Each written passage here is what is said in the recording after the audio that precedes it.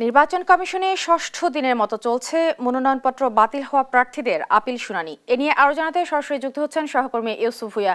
ইউসুফ, নিশ্চয়ই শুনতে পাচ্ছেন আপনি আমাকে। আজ কতগুলো আবেদন নিষ্পত্তি হতে পারে আর এখন পর্যন্ত শুনানির ফলাফল কি জানাবেন?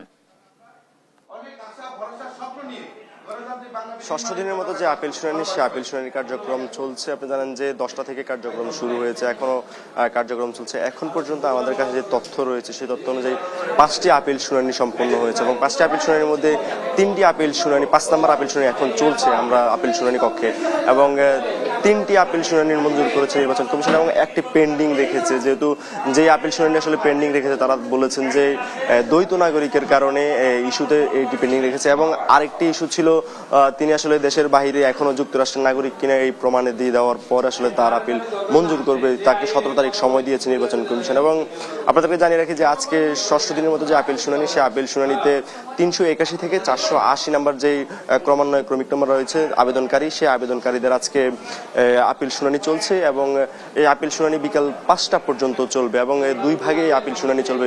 দুপুর 12টা পর্যন্ত, 12টা থেকে 1টা পর্যন্ত আপিল শুনানি 50 জন চলবে এবং বাকি 50 জন 2টা থেকে 5টা পর্যন্ত চলবে। এবং আপনাদেরকে জানিয়ে রাখি যে গতকালকে ইসি সচিব আমাদেরকে জানিয়েছিলেন যে এখন পর্যন্ত 380 জনের যে আপিল শুনানি হয়েছে, সেই আপিল শুনানির মধ্যে 277 জনের আপিল মঞ্জুর করেছে কমিশন এবং সেই সঙ্গে 81 জনকে না মঞ্জুর করেছে এবং বাকিগুলো স্থগিত রেখেছে আপাতত। যেহেতু বিভিন্ন ইস্যু রয়েছে এবং কোর্টে অনেকেই আসলে এখান থেকে আবার কোর্টের বারান্দায় গিয়ে রিট করছেন, সেই জায়গা থেকে এখন পর্যন্ত সেগুলো স্থগিত রয়েছে কমিশন। ক্রমান্বয়ে তাদেরকে সময়ও দিয়েছে কমিশন।